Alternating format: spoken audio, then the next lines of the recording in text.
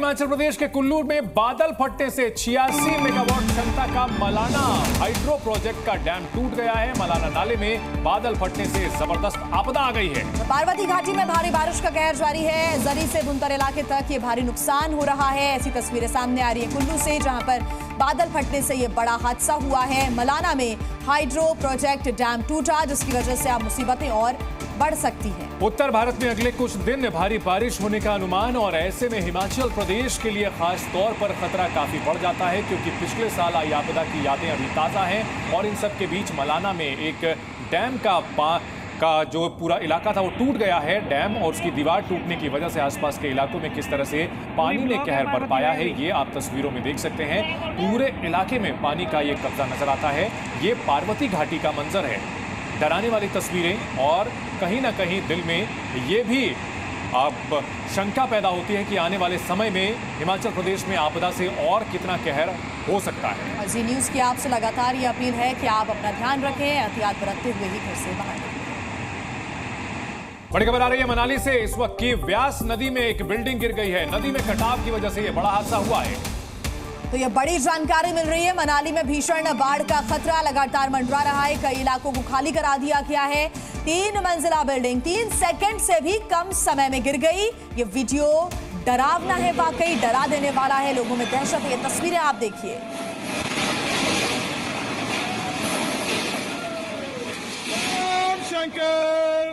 तो नदी के किनारे घर बनाना कितना खतरनाक हो सकता है, वो इस तस्वीर को देख करके आप समझिए।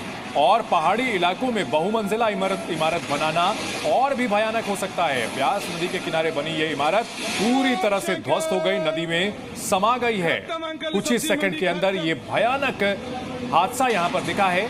नदी के कटाव की वजह से इस इमारत की नींव कमजोर हुई और ये ध्वस्त हो गई।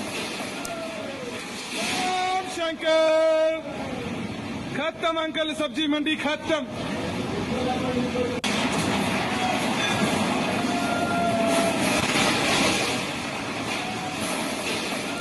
इसके पहले भी ऐसी ही तस्वीरें सामने आई थी, जब बड़ी संख्या में दुकानें पानी के अंदर समा गई थी और फ्लैश फ्लड की तस्वीरें भी सामने आई थी। और कुछ वैसा ही नजारा मनाली से सामने आया है।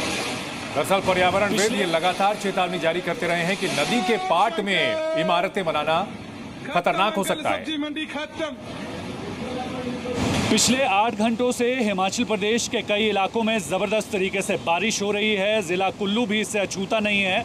इस वक्त मैं मनाली में मौजूद हूँ। हल्की हल्की बारिश ज़रूर हुई है, लेकिन पिछले 8 घंटों में ज़बरदस्त तरीके से यहाँ पर भी बारिश ने जो है वो परेशानी खड़ी कर दी है। मैं इस वक्त मनाली से 4 किलोमीटर दूर नेहरू कुंड में हूँ और यहाँ की तस्वीर आपको दिखाना चाहूँगा।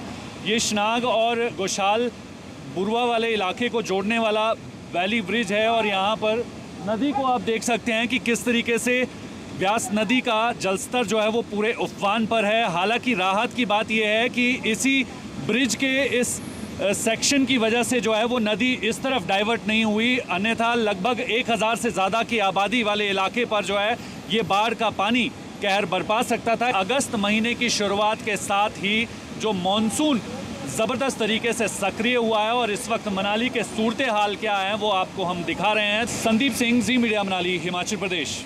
उत्तराखंड में बारिश ने 5 लोगों की जान ले ली। हरिद्वार, केदारनाथ और अल्मोड़ा में भारी बारिश का कहर देखने को मिला है। 4 धाम यात्रा के लिए रजिस्ट्रेशन भी अभी बंद कर दिया गया है। उत्तराखंड में भारी बारिश से हाहाकार मचा हुआ है। अलग अलग हिस्सों में हो रही भारी बारिश की वजह से 5 लोगों की मौत हो गई है। हरिद्वार में एक मकान की छत गिरने से 2 बच्चों की मौत हो गई, जबकि कई लोग घायल हो गए।